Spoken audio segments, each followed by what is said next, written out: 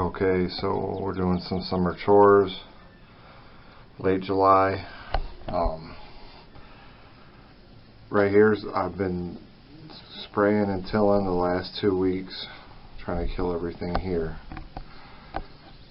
for I can grow radishes there.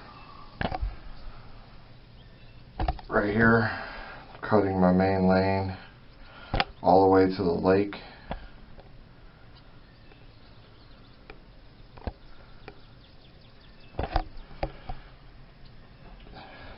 Here's another lane, shooting lane here, cut a lane all the way to my island,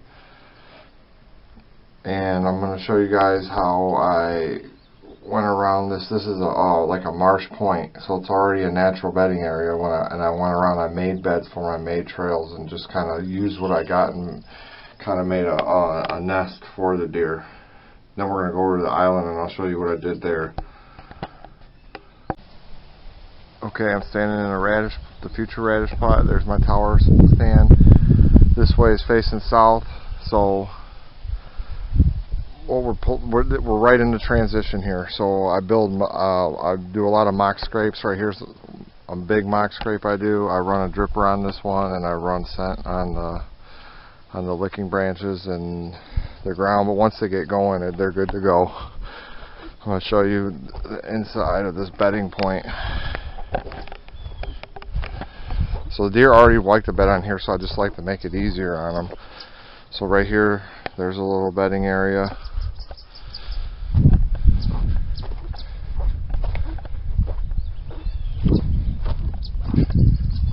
Right in here is a bedding area. They'll bed on this point right here. Right under this tree, deer like to bed. They love bedding up against these cedar trees and right on the edge of the swamp.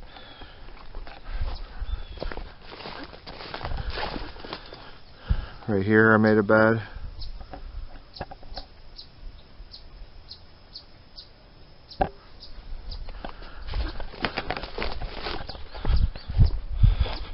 And I've been cutting these trails and spraying them so they'll last the whole year.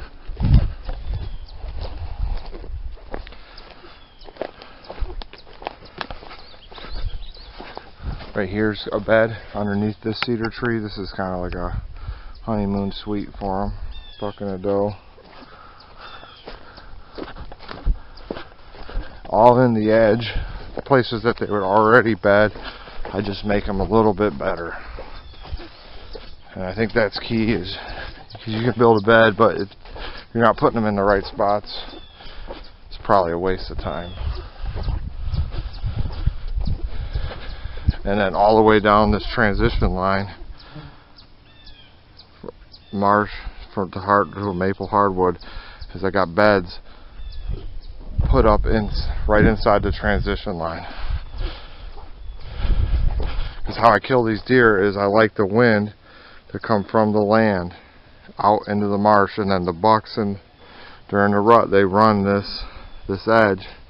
And they can smell if these deer are in these beds, so that the bucks they'll be right in the marsh on the outside of the land here with the wind hitting them. Downwind side of doe bedding. Here's a shooting lane. We'll just go in here. I'll show you these beds I make. So this is like the main trail. I've killed 2 or 3 mature bucks right off this trail from that tower blind on north winds. So, right there, I made one right there, right underneath that cedar tree.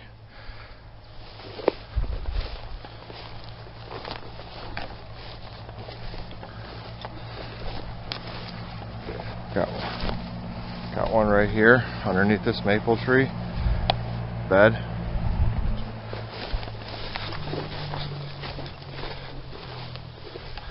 And this, they'll rub and they'll eat all these. They love to stay in the security cover right here on the edge of the marsh right here. Little bedding nest for them right under a cedar tree. Them are my favorite. I love cedar trees in the swamp. Anytime I can be next to a cedar tree, I like it. I think they gravitate towards them. Right here, bed.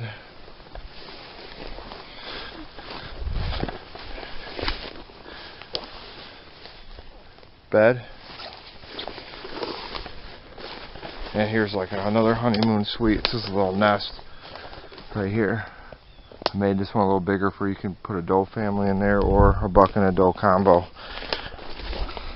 So it's the same way on any transition. You want the wind blowing from the mainland into the swamp.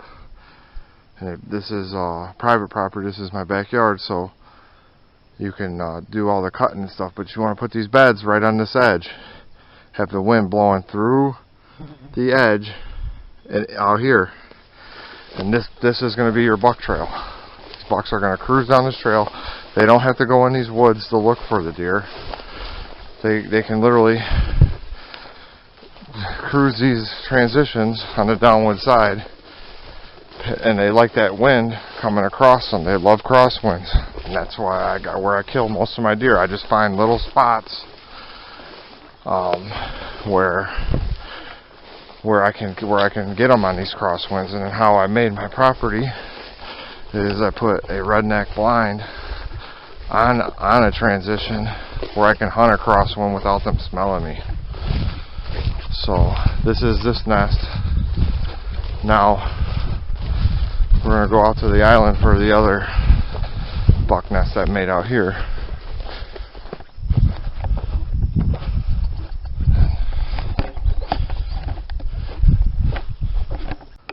Okay, we're about at the island. Right here's a little mini island.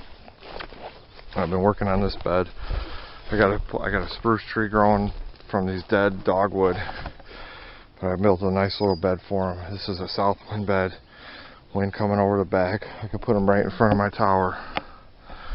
Bet a buck right there.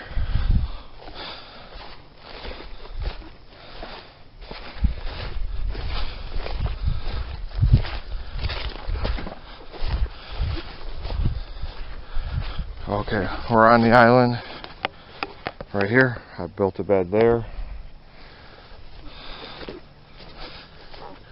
Got a bed here. I got a bed over here. I have a bed underneath this big tree on the outside. That's a west wind bed with the wind blowing through.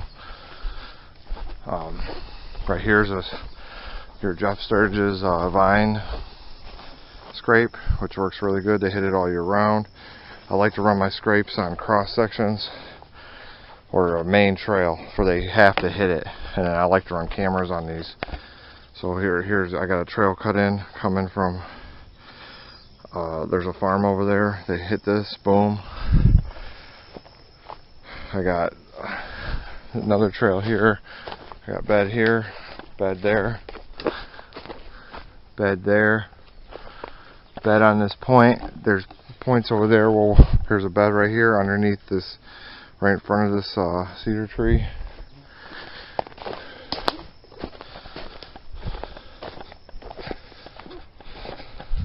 Because all I'm doing is where they're already would bed, I just make it a little bit better. I use a weed whacker with a blade on it. Bed here, bed here, bed right here.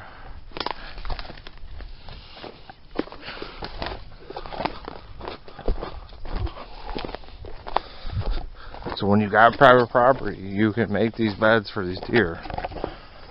And I've watched deer bed in my beds many times. Right here is another food plot. This is going to be turnips. I'm going to plant it a little later than my radishes, even though they're same family, and hopefully they become ripe in gun season. And if I still have a tag, or one of my friends or whatever family member needs to get one, we'll have these. Should have these ripe during gun season. I built a little bed right here. This is like a sun bed, I guess. Right here in this high spot right here. Boom.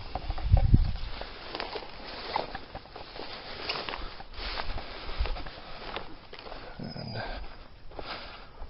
I'll take you around some of these other beds I got around the island over here. Okay, we're on outside the island here, and it's the same thing I did over there. I cut these little spots out for them where they can lay down. Bed.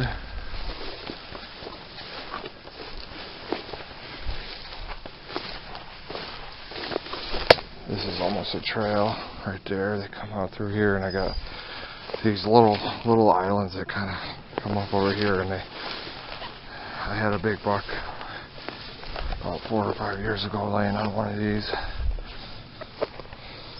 Right there, bed. And then right in here, bed. So that's the buck nest. It's a 2-part buck nest. And the deer would already bed here if I didn't do that, but since I own it, I make it a little better. Build beds on multiple winds, and then I got food plots going for that hopefully get ripe at different times, and for gun and archery. So that's it. That's how to make a buck nest on private property.